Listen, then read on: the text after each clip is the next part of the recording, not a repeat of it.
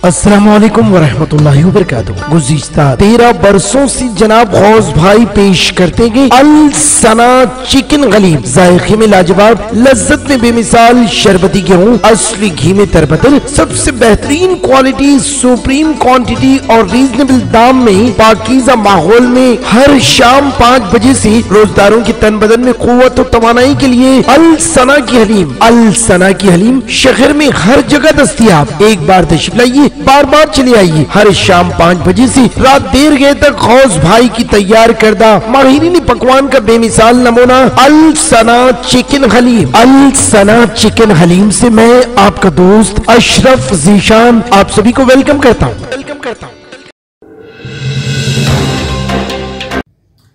आदाब नाजरीन, Saiyaara news TV से मैं सैयद अफरोज। आइए नजर डालते हैं कुछ अहम खबरों पर। साबिक चेयरमैन वक्फ बोर्ड मोहम्मद सलीम ने 22 जून 2020 को पहाड़ी शरीफ के पास 10 एकड़ ज़मीन कब्रिस्तान के लिए मुख्तस करने का ऐलान किया था, लेकिन इस ज़मीन को फ्रूट मार्केट के लिए अलॉट कर दिया गया। इसी 10 एकड़ ज़मीन की ताल्लुक से सदर ऑल इंडिया सूफी उलमाए कौंसिल मौलाना हकीम सूफी सैयद शाह मोहम्मद खैरुद्दीन कादरी ने सवाल किया। साबिक चेयरमैन वक्फ बोर्ड मोहम्मद सलीम के खिलाफ केस बुक करवाया गया। खैरुद्दीन कादरी ने हाई कोर्ट में सलीम के खिलाफ रिट दरख्वास्त दाखिल किया। वक्फ बोर्ड के वकील ने जवाब दिया कि मोहम्मद सलीम ने वक्फ बोर्ड में बिल पास किए बगैर अपनी तरफ से सिर्फ मीडिया में शोहरत के लिए मुसलमानों को धोखा दिया। रहमतुल्लाहि व बरकातहू। मोअज़्ज़िज़ नाज़रीन किराम, जैसा कि आप जानते हैं कि 2020 22 जून को साबिक़ा चेयरमैन वक्फ बोर्ड मोहम्मद सलीम साहब ने पहाड़ी शरीफ के दामन में पुलिस स्टेशन के बिल्कुल रूबरू डिफेंस के बाजू 10 एकड़ ज़मीन कब्रिस्तान के लिए अलाट करने का ऐलान किया और वहां पर यह भी ऐलान किया कि ये वक्फ बोर्ड में इसका रेजोल्यूशन पास किया गया है।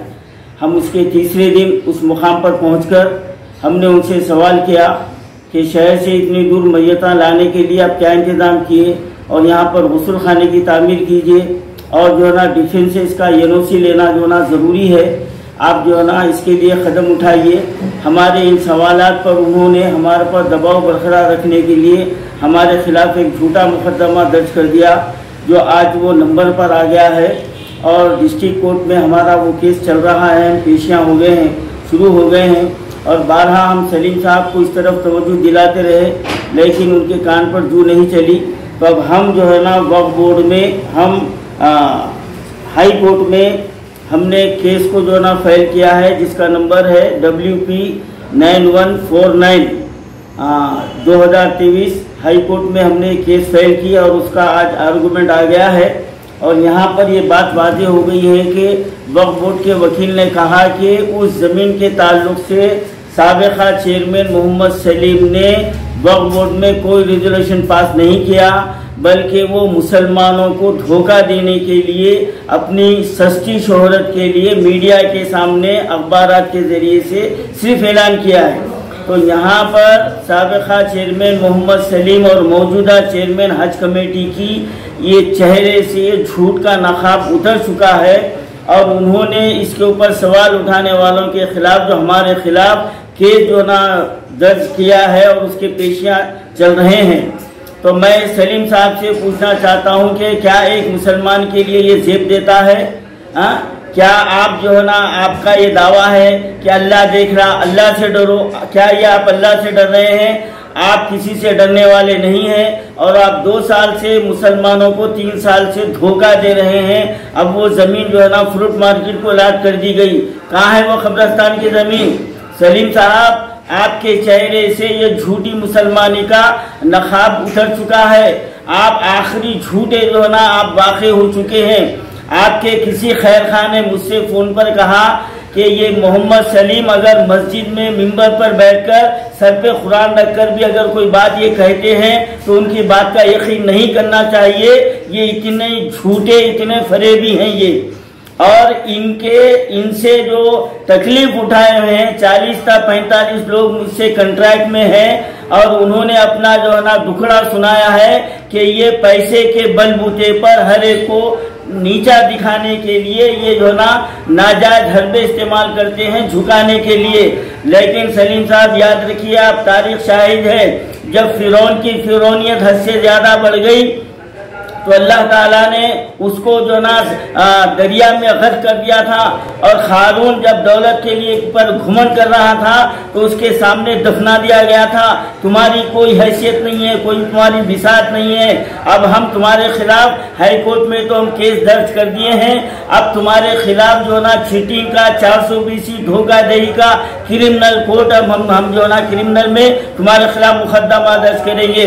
चाहे मुझे जो ना कर्जों पे कर्जे जो ना लेना पड़े, लेकिन तुम्हारा पीछा छूटने वाला नहीं है। और हम उन तमाम जितने लोगों को तुम तकलीफ पहुंचाई है, हम तमाम मिलकर हम हुकूमत से जो ना तुम्हारे ये जो ना हज कमेटी के चेयरमैन से तुम्हारे को बर्खास्त करने की हम सिफारिश करेंगे, क्योंकि तुम झूठे हैं। तुम जो है ना आवाम को गुमराह करने, अरे शर्म आनी चाहिए कि मैयतों के साथ खिलवाड़ किया तुमने और अपने आप को तुम मुसलमान कहते हो और बोलते अल्लाह से डरो, अल्लाह ऊपर बैठा हुआ है। तुम्हारा ईमान तो ये है, तुमको जो ना मुसलमान समझना जो ना बेवकूफ़ी है। मैं हुकूमत तेलंगाना से मुतालबा करता हूँ कि झूठे फर्राद को फौरी जो है ना हज कमेटी के चेयरमैन से हटाया जाए। अब हम इसके लिए हम हरीश राव से नुमाइंदगी करेंगे, KTR से नुमाइंदगी करेंगे, कविता से नुमाइंदगी करेंगे। अगर और आगे भी बढ़कर हम जो ना गवर्नर के पास भी जाएंगे कि कितने लोगों को इसने जो ना तकलीफ पहुंचाई है और कितनों को जो ना ये सताए हैं। और अब हम ये माह रमजान मुबारक में मैंने तुमको वार्निंग दिया था, लेकिन तुम समझने वाले नहीं है। पैसे का इतना घुमंड है। अरे अच्छों की दौलत खत्म हो गई सलीम, तुम्हारी हैसियत क्या है? तिनके के बराबर है तुम। अब हम जो है ना तमाम लोग सबके लिए जो ना इज्तिमाई दुआ करते हैं। मैं तुम्हारे लिए इज्तिमाई बद्दुआ का एहतमाम करूंगा, आयते करीमा पढ़ाऊंगा, एहतिकाफ बिठाऊंगा लोगों को। और तुम्हारी दौलत गर्क होने के लिए तुम वही पुरानी जो ना वेस्पा पे आना, तुम वही हालत में आना तुम, क्योंकि तुम हजारों सैकड़ों जो ना बेगुनाहों को तकलीफ दिए हैं।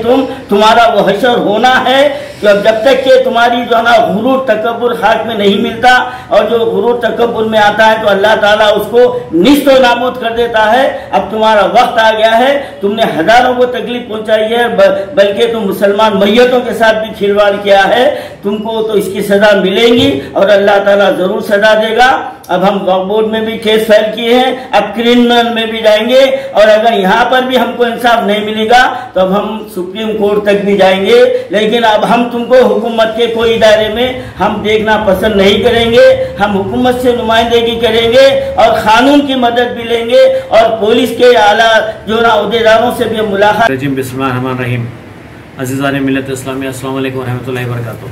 जैसे कि आप लोग जानते हैं, कोविड-19 के वक्त ये सलीम साहब साबिक़ा चेयरमैन वक्फ बोर्ड ने एक रेजोल्यूशन पास किया था 22/6/2020 को कि 10 एकड़ ज़मीन जो है सो ग्रेवयार्ड के लिए देंगे बोलकर। तो जब ये ज़मीन नहीं दिए तो कुछ मुसलमान कायदीन, जिसमें शुतारी साहब, सूफ़ी साहब और उनके साथियाँ जाकर उनसे मुतालबा करें तो उनके ऊपर एक झूठा केस दर्ज कर दिया। झूठा केस दर्ज कर जो है सो उनको हरासमेंट किया गया। इसी सिलसिले में जो resolution as per the FIR copy, इसमें साफ मेंशन करे, रेजोल्यूशन पास करे 22/6/2020 को बोलकर। एज पर दिस रेजोल्यूशन हमने हाई कोर्ट में एक रिट फाइल की, और इस रिट में सलीम को पार्टी बनाया। इस रिट में मोहम्मद सलीम को पार्टी बना दिए। अब सलीम साहब को जवाब डालना पड़ेगा हाई कोर्ट में कि ये चीटिंग करे, पब्लिक के साथ, जनता के साथ, अवाम के साथ क्या करे। ये जब रेजोल्यूशन पास करे तो इसको चैलेंज करते हैं हम रेजोल्यूशन को। अब आप वो जमीन जो है सो ग्रेवयार्ड को देना चाहिए। अगर आप नहीं कर सकते हैं तो हम जो है सो अभी तो हाई कोर्ट में रिट फाइल करें, अब क्रिमिनल कोर्ट में भी जो है सो चीटिंग केस फाइल करने वाले हैं। हम उनके खिलाफ क्रिमिनल कोर्ट में भी चीटिंग केस फाइल करेंगे, जिसके नतीजे बहुत खराब रहेंगे, इनके लिए बहुत खराब रहेंगे। वक्फ बोर्ड की बदनामी होगी इनकी वजह से। तो मैं इनसे अपील करता हूँ कि ये जो है सो कानूनी कार्रवाई में परेशान होने से अच्छा अपने कमिटमेंट पे आए और जो है सो जो रेजोल्यूशन पास करे, वो रेजोल्यूशन के तहत जो है सो ग्रेवयार्ड के लिए, मुसलमान ग्रेवयार्ड के लिए जो है सो ज़मीन फ़ौरन से फ़ौरन उसको डिक्लेयर करे और अलॉट करे, वरना इसके नताइज, इसके results will be very dangerous. हम कानूनी कार्रवाई करेंगे, ऐसी कानूनी कार्रवाई करेंगे कि इनके परेशान हो जाएंगे आगे चल के। खुदा हाफिज़।